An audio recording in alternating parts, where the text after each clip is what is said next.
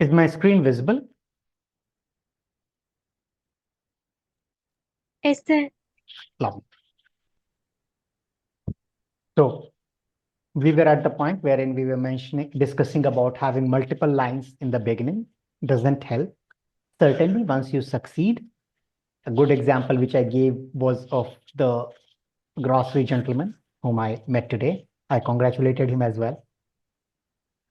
So now, once we have sold a specific set of product, a specific line of product or service, we now have the biggest thing which we need to have is the customer trust, which we have built now.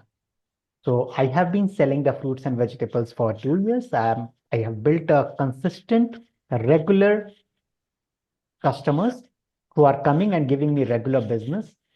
This is the time when I can sell them something which they are today consuming regularly, but from a different shop. Now, in the first place now, why they had been consuming the fruits and vegetables from my shop only? The reason is in the very beginning, 2 years back itself, once I started the venture, I decided that my niche would be to sell premium and quality fruits and vegetables. I will not even have any rotten things allowing to enter into my shop.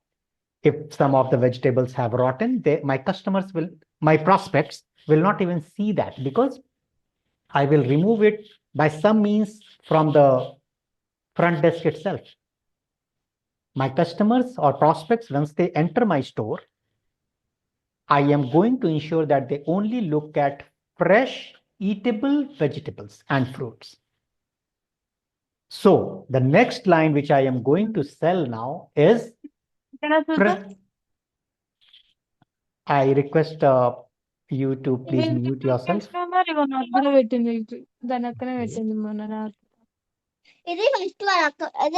a kid here. Amazing.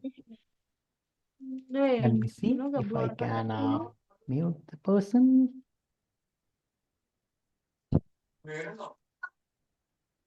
Give me a minute here, everyone, please.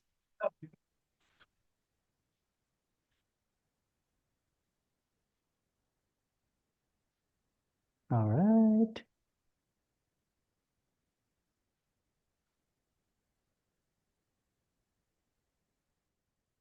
All right. All right. Okay. So now what I will ensure while selling spices is I will sell them fresh spices which have just been grinded out and presented to my customer. So naturally, this makes a very natural instinct to the customer saying that, okay, I had been very happy purchasing from this gentleman for the last 2 years for my fruits and vegetables. My family, my most valuable assets have been healthy all this while. So let me try this spice this time from this gentleman. So this is a very natural instinct which even comes to a customer, right? So once now he adds another product. So when I say he once now this vendor, this retail shop owner, he adds another product line, he would have definitely some people trying this out. Given the wisdom of this gentleman, I am very confident that he would have tapped the market even before thinking to sell the spice product. When I say tap the market, the marketing term for that is called survey. In survey, it's a process which helps connect the business to understand certain aspects of his business from his consumer or prospects. What the business does is just like Google Forms provide us an option to create set of questions, which we send it to the intended audience. They fill up the form and then we get the response. We go through the responses and then we make up our mind. This is very typical, which we do after attending any event, webinar, etc. They ask for a feedback, we fill the feedback form survey, and then they later on tune their future events accordingly. Similar fashion, when you as a business start something and you have a set of customers who are already purchasing from you. So instead of going out and trying to speak to anyone else about your new line of product, you possibly tap on your existing customer base and give them a questionnaire. And you ask them that whether if we launch spices, would you be interested? If yes, what kind of spices would you be interested in? And then he would, instead of going and trying to provide entire range of spices, maybe he will say, I'm going to only provide 7 spices to start with. That's the wisdom which a successful entrepreneur always has in his mind.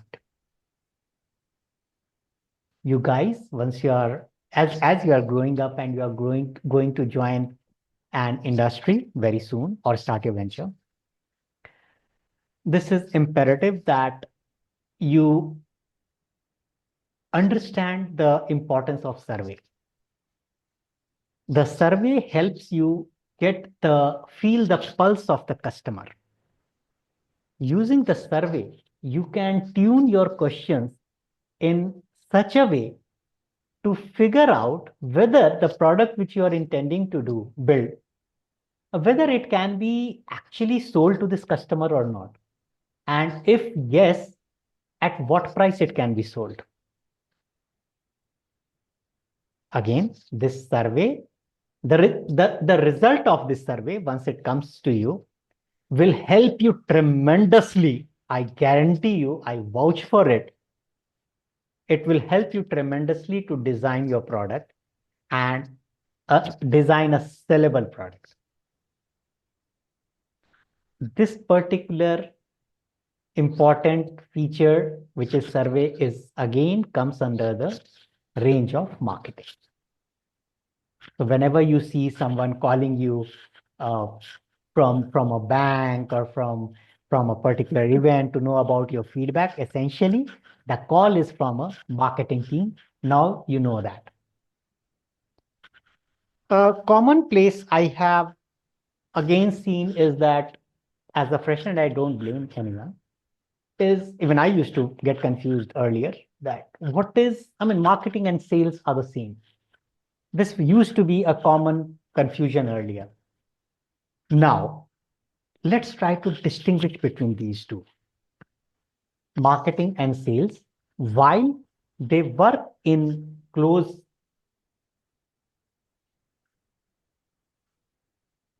collaboration, while they work closely, the marketing team is still separate and selling team is still separate.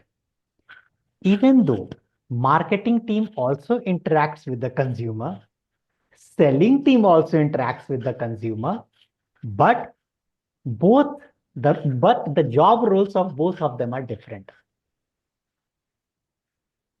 As you must have guessed by now, the job of the marketing team is to ensure the communication between the business and the consumer going throughout.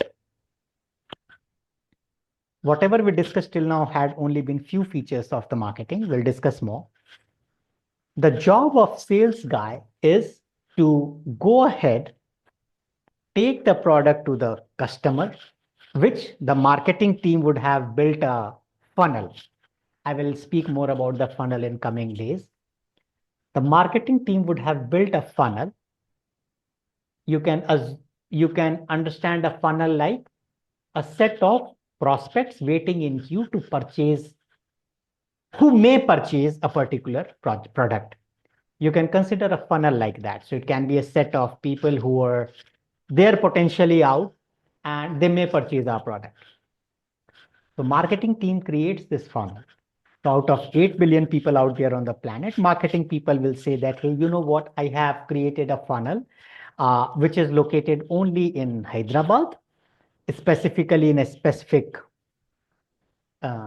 pocket of Hyderabad, call it Gachibowli, and we need to sell our product to them. So what the sales team does is, the sales team takes the product, goes to the customers in that pocket of Hyderabad, and then it tries to convince the customer to purchase the product. There is a whole interesting set of strategies which the sales guys also employ to sell the product. And it's again very, very interesting. For now, I would leave that a bit out because we are working on the marketing side. And there's a whole bunch to learn here in marketing as well. So to be clear, marketing and sales are different departments. Sales is only focused on getting the revenue to the company. So saying this statement is possibly not very correct when I say only job is to get the customer, because the business's job is to get the revenue. So sales job is to get the revenue, the very prominent job of getting the revenue and making the salaries go to the account of the people is the job of the sales people.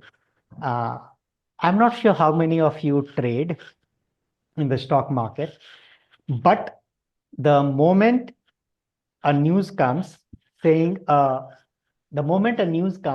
that chief sales officer has resigned from a particular company, the stock value of that stock comes down very fast.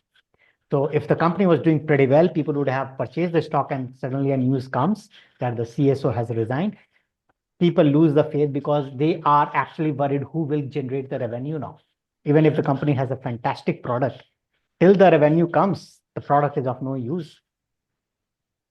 So all these functions, the business, the technology, the sales, they work closely, but each of them have their own importance.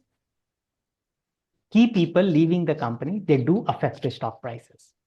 So this is again a very clear indication of the importance of sales, as well as I would say marketing.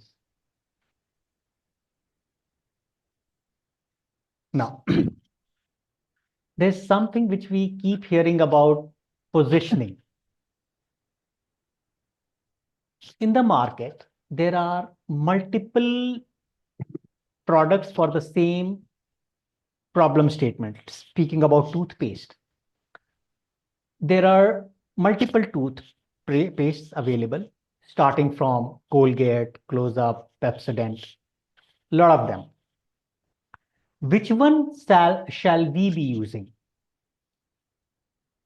Actually, the companies which manufacture these toothpaste, they would have done this research of whether we should introduce a new toothpaste in the market, given that we already have Colgate, Pepsodent there. Close-Up, shall it be introduced?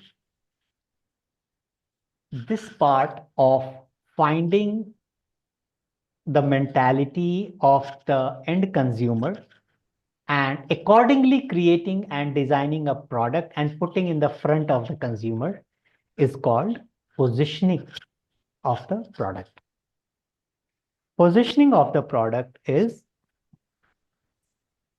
wherein we take a particular product and we say that this particular product is only meant to cater this particular problem statement, which is again only specific to a very specific market, very specific set of people who will purchase my product. So while the Colgate helps to keep the teeth clean, the Pepsodent helps to keep the teeth clean, I want to ensure that I want throughout freshness in the mouth of the customer, and I want them to have something like a flavored toothpaste. So my positioning will be that I am positioning my toothpaste only for people who want flavored, any specific flavor. We can say club flavored. So only club flavored toothpaste we will be giving. and the specific section to the specific market to whom we will sell. We will not sell to anyone and everyone. We will say that we only want to serve a specific section of the market. Maybe only the kids who are, and we can go super niche. We can say only the kids between the 12th and the 18th, because that's the time we feel that they are going into the teens, and very soon they might be stopping to take care of their teeth for some reason. I mean, I'm just quoting an arbitrary reason. They stop taking care of their teeth for some reason. And we think that as per our survey, it indicates that kids between 13 to 18 are losing their teeth cleaning activities, and we think that we can help introduce a new toothpaste. So they are positioning their toothpaste exactly for the kids between 13 to 18. Here's an example of cars. All of these cars, once they are purchased by a section of people, we say that that particular car has been positioned for that particular section of market. When we say market, we imply a set of people. For example, BMW. Normally, even though, let me take a step back. Let's say we are speaking about all the luxury cars like BMW, Merc, Lexus, Volvo. All of these are luxury cars, but BMW says that I want to give a driving experience to the people who purchase my car. I want to give them a 0 to 100 in 3 seconds, 5 seconds, whatever. I want to give them that kind of an experience. I want to give them a lot of comfort, or a very good experience. So, and then I will try to target mostly the youngsters, so who are below 40. So BMW will start positioning its product accordingly. Merck says that I want to position my product, I want to sell my cars only to those people who are CXOs and all. So CEOs, CTOs, CSOs, CMOs, CEOs, all the CXOs. So because my car, if someone is driving, they should be seen as a status symbol. My car should give a sense of status symbol to that particular section. And normally the CXOs, they tend to want a status symbol. So Mercedes will say, I'm not going to sell it to the youngsters, even if they have money, they're welcome to purchase. But I am going to put my advertisement activities, my marketing activities only for CXO grade people.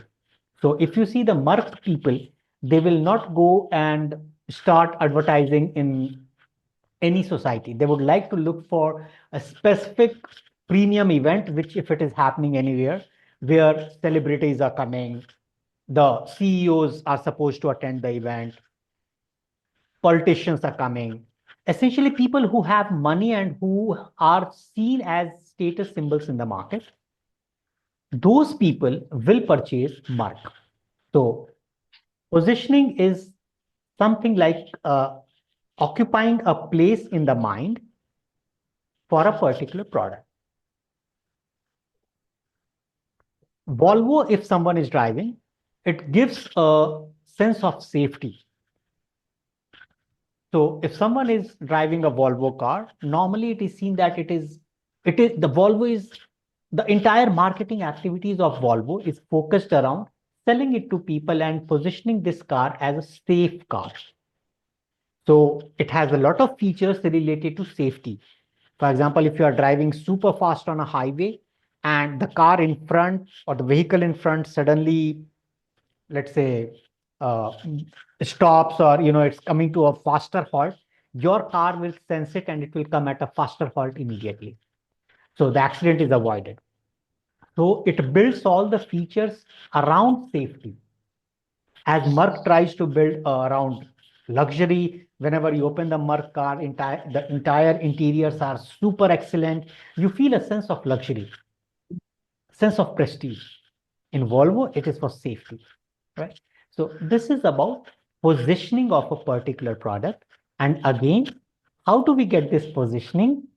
This is by virtue of smart marketing guys like you, who will put in the effort to survey the market, figure out the gap, then go to the company and say that, hey, if we design something around in this segment, no one is operating, or even if someone is operating, we can provide additional advantages like ABCD. Right? I think I'm gonna stop this sharing now. And let me pause. Yeah. So I would request any of you to please ask any questions till now. Please unmute yourself and please ask the questions should you have any.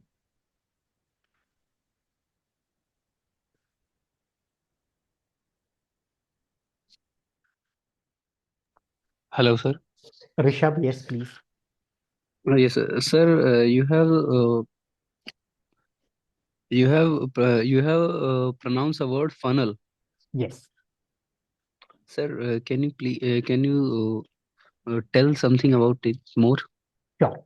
Happy to do that. Let's say we are in the, let's say we say someone is there in the domain or I will put it even in a simpler way. The moment you open your Google News, you would start seeing scrolling through some news. After some news, you will see some advertisement, even though you had not done a Google search right now. But in the past, you would have done some Google search, maybe related to some course, maybe related to some fancy shoes, some mobile phone. So you will see some ad. Let's say you had searched for some mobile recently. Then after one day you are browsing your mobile phone and an ad from Samsung comes up. Because now Google would have known from your habit that you had searched for a mobile phone and there is a good possibility that you may purchase one soon, either for yourself or for your family or for your friends, whatever. So this ad is being shown to you. Essentially, Google treats you, essentially, let's say if this ad is from Samsung, so Samsung treats you as a potential prospect that you may be someone who may purchase my Samsung phone. You become a lead for Samsung. I will come to this, Rishabh. Now you have become a lead for Samsung. But becoming a lead, does it mean that you will see the ad and immediately you will purchase? Definitely not. Because certainly you want to evaluate a lot of other phones, competitions, features, a lot of other things. But as a business, now Samsung thinks that some point in time, there is a probability, which Samsung doesn't know. Even no one knows, right? Even we don't know. There is a probability that Rishabh will purchase a Samsung phone. So what Samsung does is, it got this information from Google that Rishabh was looking for mobile phone.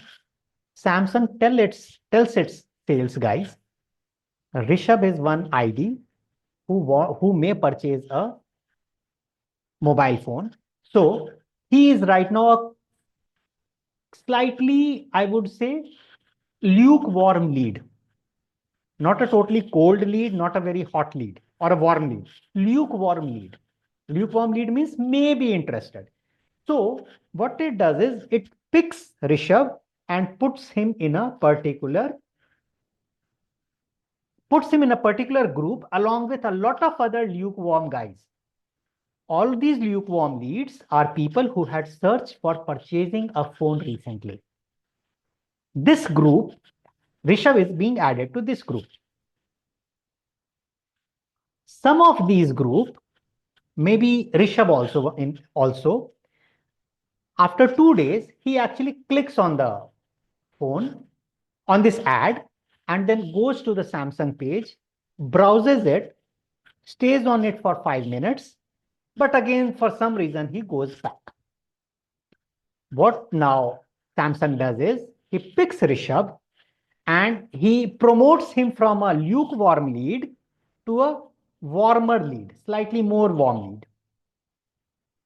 Next, and then it informs the sales guy. Next time, sales guy now, instead earlier they were showing the Samsung ad once in 2 days to Rishabh. Now they will show this Samsung ad twice in 1 day.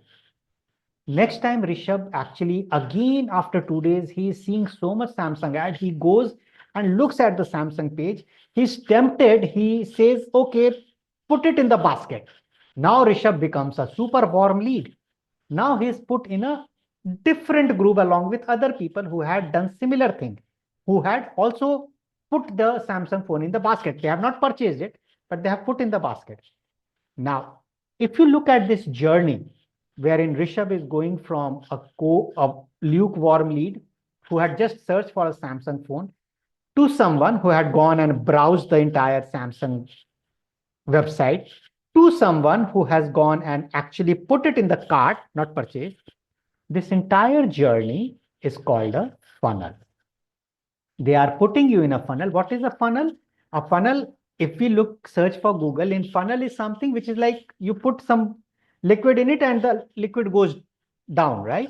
So here you are actually, they are promoting you to some, each time they are making you move up to some level.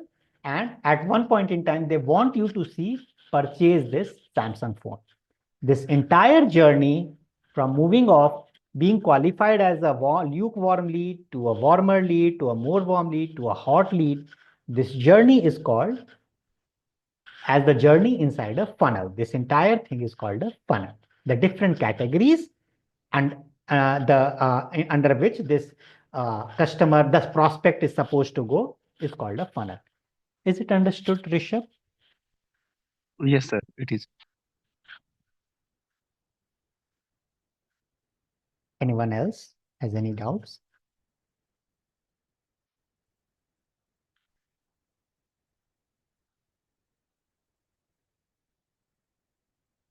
All right.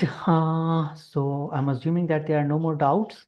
In this case, let me wish you all a very happy Lohri as well as very happy Pongal tomorrow. Please enjoy a lot with your family. Very happy Makar Sankranti also. Please enjoy a lot with your family and celebrate a lot, eat a lot of good food.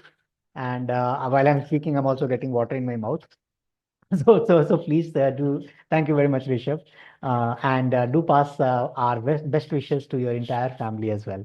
We'll sync up on today's Monday, Wednesday, same time, 8 o'clock. Is it okay with everyone? I'll send across the invite. Is it okay with everyone? Yes, sir. Lovely.